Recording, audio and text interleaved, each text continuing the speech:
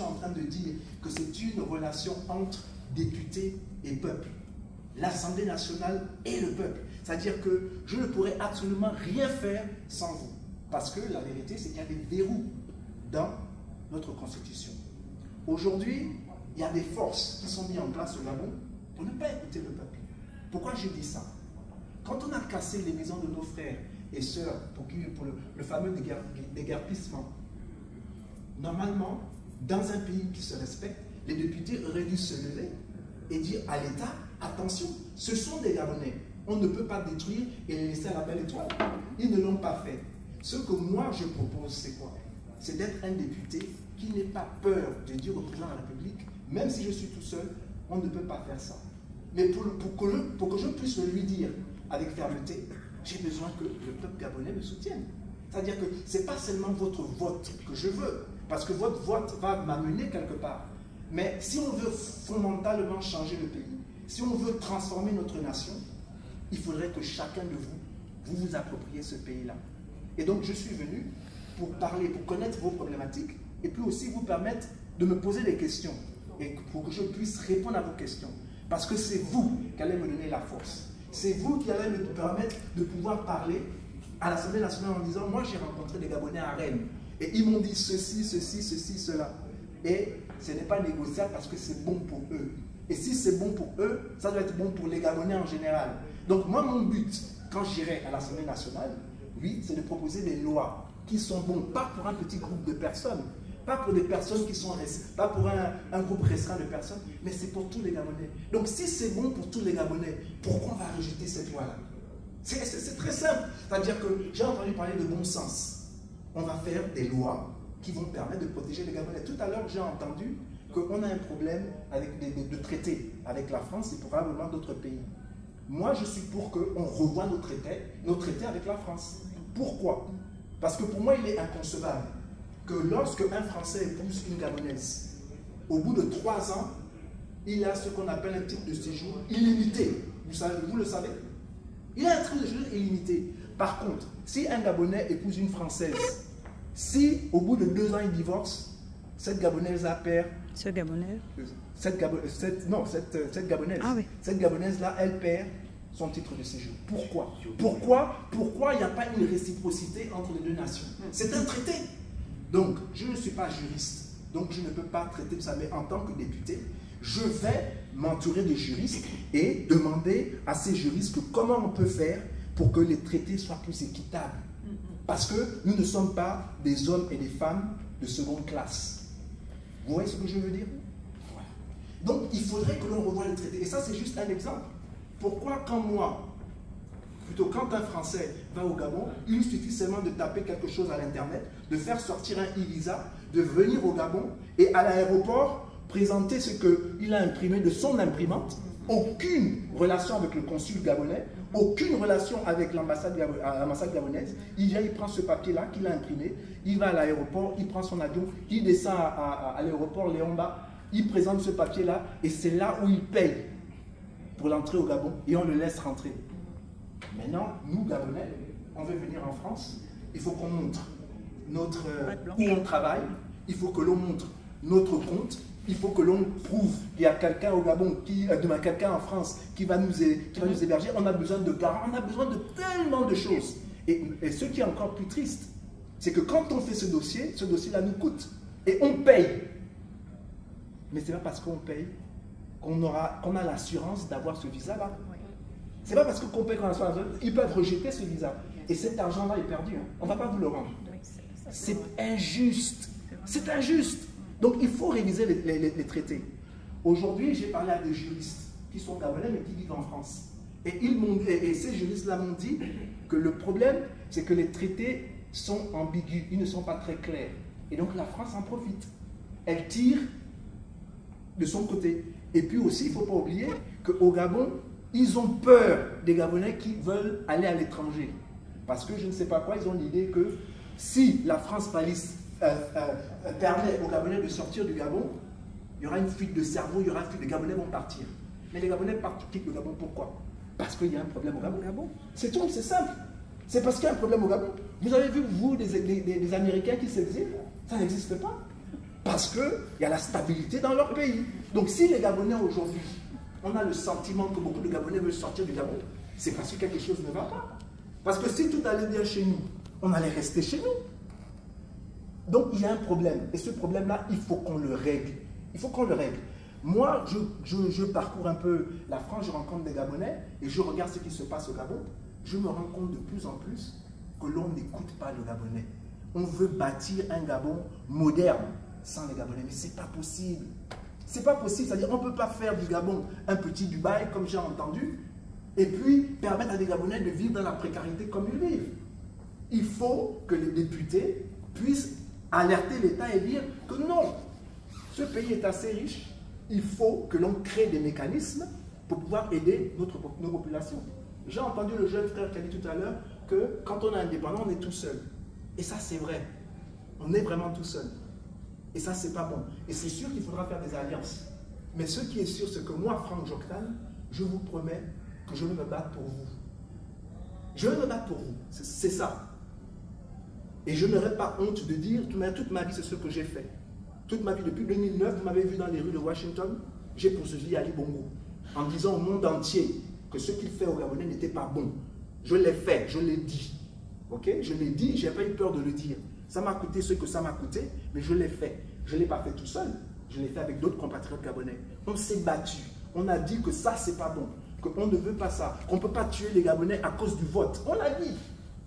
À l'Assemblée nationale, excuse-moi du terme, je ferai la tcham en tant que député. C'est-à-dire que je vais parler. Et je n'aurai pas peur de parler. Je vais parler, je dis, si ça là, c'est pas bon. Ce n'est pas pour les intérêts du Gabon et ce n'est pas pour les intérêts du peuple gabonais. Maintenant que je sois écouté ou pas, là n'est pas mon problème, mais j'aurais dit la vérité.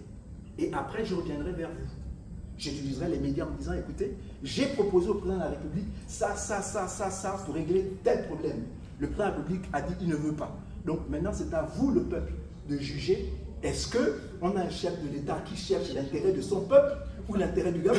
Maintenant, c'est les Gabonais qui vont juger. Moi, j'ai fait ma part en tant que député. J'ai dit, j'ai exposé le mal. J'ai aussi montré comment on peut résoudre le mal. Si ce n'est pas résolu, ça, c'est plus ma faute. C'est plus ma faute.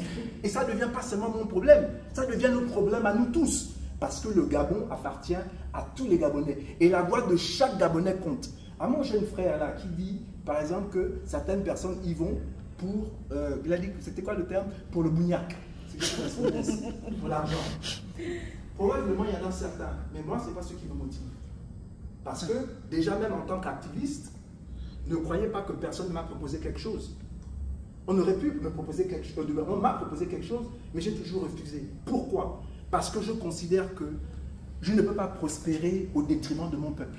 C'est-à-dire que ça ne sert à rien que moi je m'enrichisse dans un endroit où la majorité de mes compatriotes autour de moi vivent dans la pauvreté. Ça n'a pas de sens. Moi je veux prospérer, oui, mais avec mon peuple. Je veux prospérer avec le Gabon, pas au détriment du Gabon, au détriment des Gabonais. Et ça, c'est ce qui me motive. Voilà pourquoi je vais à l'Assemblée nationale. Et voilà pourquoi je suis dans Ensemble pour le Gabon. Parce qu'aujourd'hui, Ensemble pour le Gabon est un parti politique qui n'accompagne pas Oligui Nguema. C'est un parti politique qui se lève et qui dit, quand le gouvernement agit mal, là vous agissez mal. Ce n'est pas bon pour le Gabon. Ce n'est pas bon pour nous. Il faut faire autre. Il faut prendre une autre voie. C'est pour ça que j'ai choisi ce parti-là. Parce que je veux m'inscrire dans l'opposition. Je veux m'inscrire parce que je suis du côté du peuple et du Gabon. Maintenant, si le président de la République pose des actes qui sont bons pour le Gabon et qui sont bons pour le peuple gabonais, je ne m'y opposerai pas. Pas du tout. Mais par contre, si ça va à l'encontre du peuple gabonais et à l'encontre du Gabon, je m'y opposerai. C'est ça qui me motive. Et c'est la seule chose qui me motive. Voilà. J'ai aussi eu plusieurs fois l'opportunité. Aujourd'hui, j'ai plein d'amis qui sont avec Oligui Nguema. Je ne sais pas si vous avez des vidéos. Je sais que ce n'est pas peut-être un bon exemple à donner. Mais Landry il m'a fait les yeux doux l'autre jour. Je ne sais pas si vous avez la vidéo où il dit « J'entends, il ne reste plus que toi. Le président t'aime beaucoup, viens avec lui, travaille avec lui. » Donc, ce n'est pas que je n'ai pas la possibilité de m'approcher du pouvoir ou de travailler avec le pouvoir. Mais ça ne m'intéresse pas. Moi, je veux être élu. Pourquoi je veux être élu? Parce que ça me donnera la force de regarder le président dans les yeux. Parce qu'on est deux hommes qui ont été élus. Peut-être pas au même niveau. C'est le président de la République et je respecte le président de la République. Je le respecterai parce que c'est le président de la République, 94% des Gabonais ont voté pour lui. Mais je suis élu aussi. Donc par conséquent, je parle, c'est deux élus qui se parlent. Alors que moi, il y a des Gabonais aussi qui m'ont élu. Et ces Gabonais-là, ils veulent ça. Et on ne peut pas, c'est-à-dire que ce qu'on peut faire, c'est, on doit se retrouver à mi-chemin.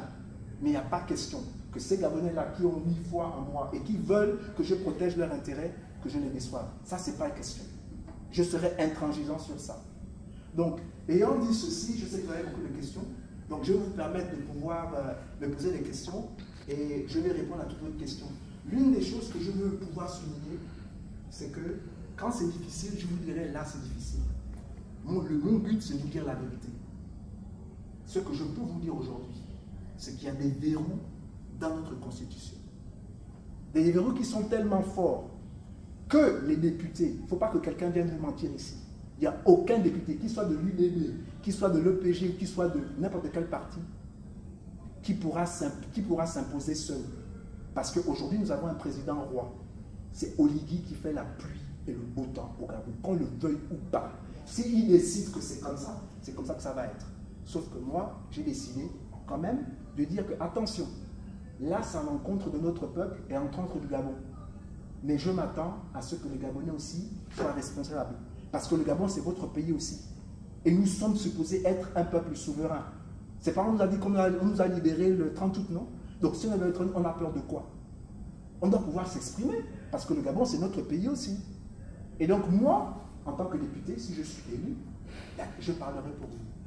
Mais j'ai besoin de vous. Cette relation que nous avons, ce n'est pas seulement pour me voter. Cette relation, on va la garder. Et j'espère revenir souvent, avoir des réunions comme celle-ci, où en tant que député, je vous parlerai et essayer de voir, ok, d'accord, donc là, vous m'avez posé telle problématique, j'ai essayé de faire ceci, et je vous dirai exactement ce qui m'embête, ce qui m'empêche de réaliser ce que vous voulez. Et puis ensemble, on doit réfléchir pour pouvoir faire tout pour que ce que l'on veut, on puisse nous l'accorder, parce que ce que l'on veut est supposé être bon pour notre pays et bon pour les Gabonais en général. J'ai entendu que le député de la diaspora n'est pas que le député de la diaspora, c'est le député de la République. Et mon but, c'est de trouver des solutions, oui, pour la diaspora, mais pour le Gabon tout entier. Parce que si vous vous portez bien ici, là où vous êtes, ça ne va pas affecter aussi vos frères et vos sœurs qui sont au Gabon. Si vous avez la possibilité de repartir au Gabon avec vos entreprises, ça ne va pas bénéficier aussi à nos frères qui sont au Gabon.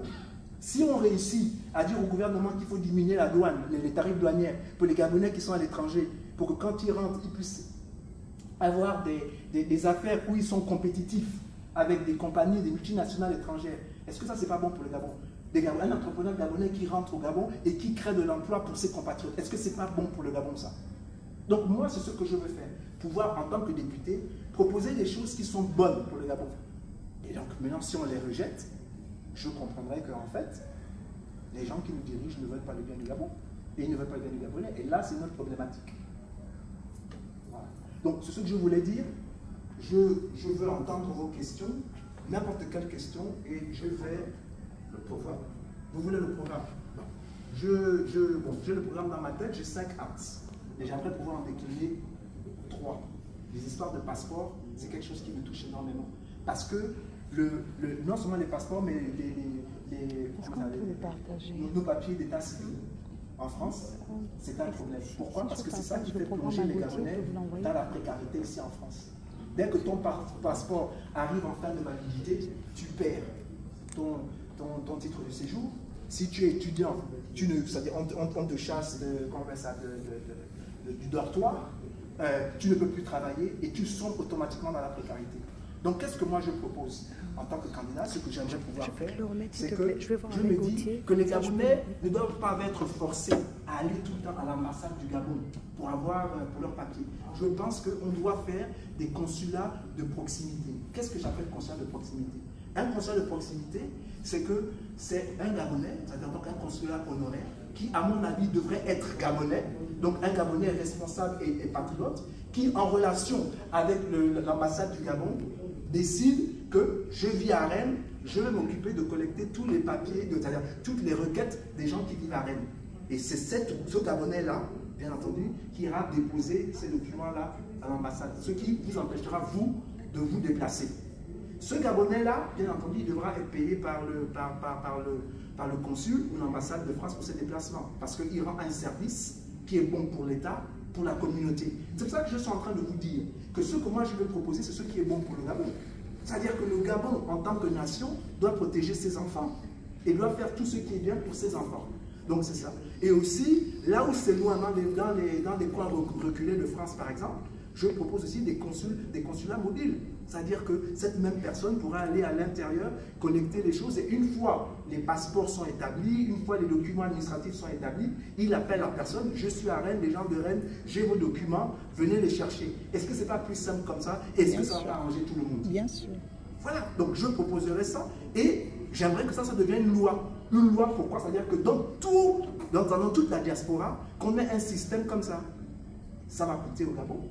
Mais écoutez, nous sommes des enfants du Gabon ou nous ne le sommes pas? C'est la responsabilité de l'État. Le président de la République a dit qu'il a juré, il a fait un serment qu'il allait protéger le Gabon et qu'il allait tout faire pour restaurer la dignité du peuple gabonais. Mais en faisant un système comme ça, on ne restaure pas notre dignité. Voilà, c'est simple. Ça, c'est un. La deuxième chose, c'est pour les entrepreneurs. Je suis conscient qu'il y a des Gabonais et des Gabonaises qui ont réussi hors du Gabon. Il y a des entrepreneurs ici qui créent de l'emploi aux Français, ou ils emploient même des Français. Ici, là, en France et un peu partout dans le monde. Je n'arrive pas à comprendre comment ces Gabonais-là ont pu réussir dans un pays qui n'est pas le leur. Et qui ne peut pas réussir dans un pays qui est le leur. Pour moi, c'est inacceptable. Je pense que le problème, ce n'est pas ces Gabonais-là. Le problème, c'est qu'il n'y a pas de mécanisme, il n'y a pas de choses qui entourent, en fait. C'est-à-dire qu'il n'y a pas un espace juridique, il n'y a pas un mécanisme qui permet à ces Gabonais-là de s'épanouir chez eux.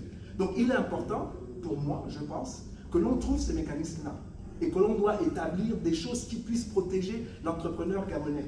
Il est inadmissible, par exemple, que parce que moi je vis ici, en France, que je veux ouvrir en ligne un compte bancaire, que tout se passe bien, à la dernière minute on me dit que quand je vais finaliser, on me dit qu'il faut que je dépose chaque mois 1000 €. Mais je ne vis pas au Gabon. Je vis ici en France, donc mes charges sont en France. Comment vous pouvez m'imposer de payer 1000 €? Donc je pense qu'on doit réfléchir et trouver le moyen de pouvoir accommoder les Gabonais de la diaspora.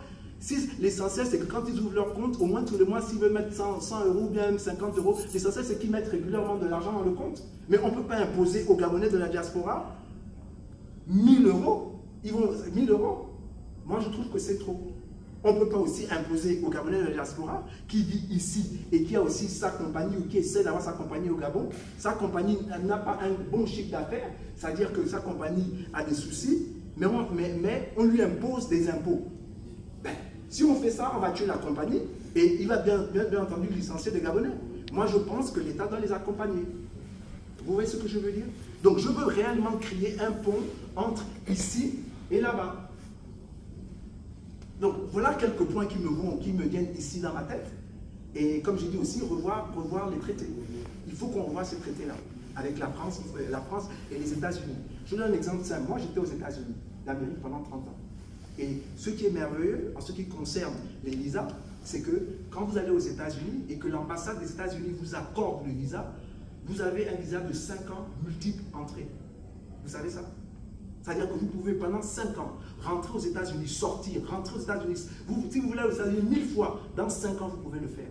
Cela dépend de vos moyens financiers. Et c'est la même chose pour les Américains. On appelle ça la réciprocité. C'est un traité qui a été, pour moi, qui a été bien fait. Parce que ce que les Américains ont quand ils vont au Gabon, c'est la même chose que les Gabonais ont aussi quand ils vont aux États-Unis. Vous voyez ce que je veux dire? Mais par contre, avec la France, c'est bancal. Donc il faut qu'on règle ça. Il faut qu'on règle ça. Voilà.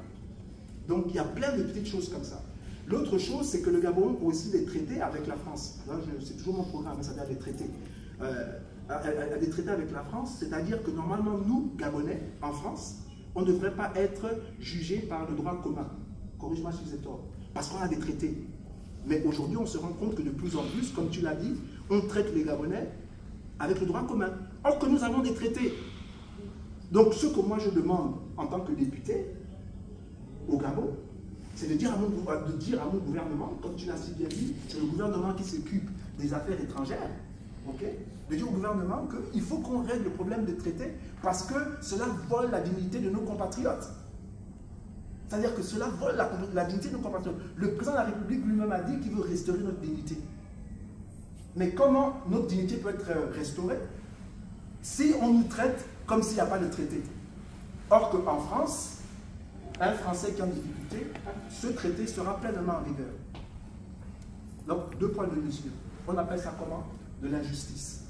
Moi, ce que je demande, c'est l'équité, hein, c'est tout. Je ne demande pas plus, je ne demande pas qu'on nous fasse des faveurs. Je nous demande que l'on soit juste et honnête dans les traités. Et que nos traités, s'ils sont ambigus, qu'ils deviennent de plus en plus clairs pour que personne ne se trompe. Mais il y a beaucoup dans des préfectures qui, par exemple, donnent des équipements aux Gabonais à cause du quota. Ça ne devrait pas exister pour les Gabonais parce qu'on a un traité. Vous voyez ce que je veux dire? Mais il y a quand même des préfectures qui se permettent de le faire. Soit ils ne savent pas le traité, ils ne l'ont pas lu, mais c'est à l'État gabonais aussi de s'imposer et de dire on a un traité, on s'attend à ce que vous respectez les traités que vous avez avec nous. Moi je suis désolé, hein. Moi j'ai vécu aux États-Unis comme j'ai dit pendant plusieurs années. Si vous bousculez un Américain dans le monde, le gouvernement américain dit que c'est la première et la dernière fois que vous faites ça, hein. Sinon il y aura des sanctions. C'est pour ça qu'aujourd'hui on respecte le peuple américain ou un Américain partout dans le monde. À un moment donné en France, parce qu'on sait que les Chinois ont beaucoup d'argent dans leur sac, donc souvent quand ils allaient dans les Champs-Élysées, on les braquait pour prendre l'argent. Le gouvernement chinois a dit à la France que si vous ne prenez pas soin de ce problème-là, nous, on va interdire nos ressortissants de venir chez vous. La France a dit non, on va régler le problème. Pourquoi? Parce que c'est des gens qui amènent de l'argent et qui donc stimulent l'économie française. Et moi, c'est ce que je veux voir. C'est-à-dire que notre État doit être responsable. Notre État doit pouvoir défendre les Gabonais partout où ils sont. Parce qu'il n'y a pas de Gabonais de seconde classe. On est tous des Gabonais et on doit nous respecter en tant que tels, partout où nous sommes. Et là où on ne nous respecte pas, l'État gabonais doit pouvoir dire, attention, ce sont nos ressortissants, on ne permettra pas qu'il y ait de telle injustice. Voilà. Donc j'ai décliné quelques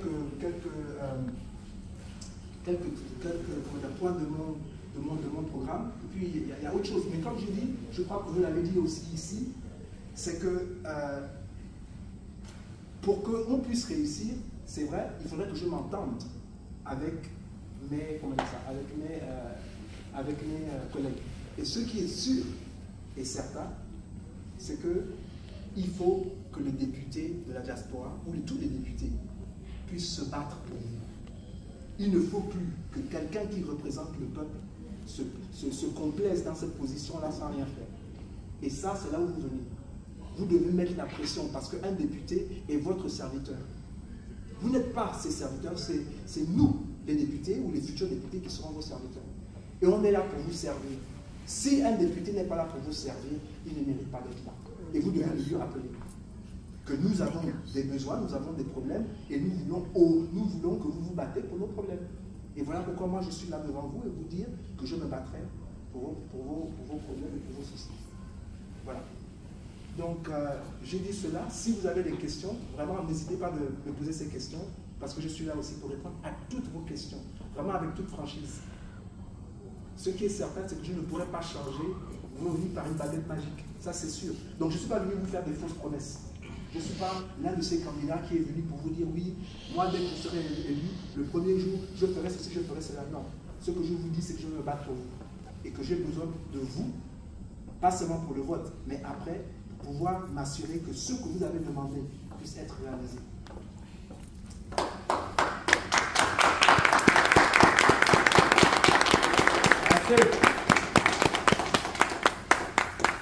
Juste,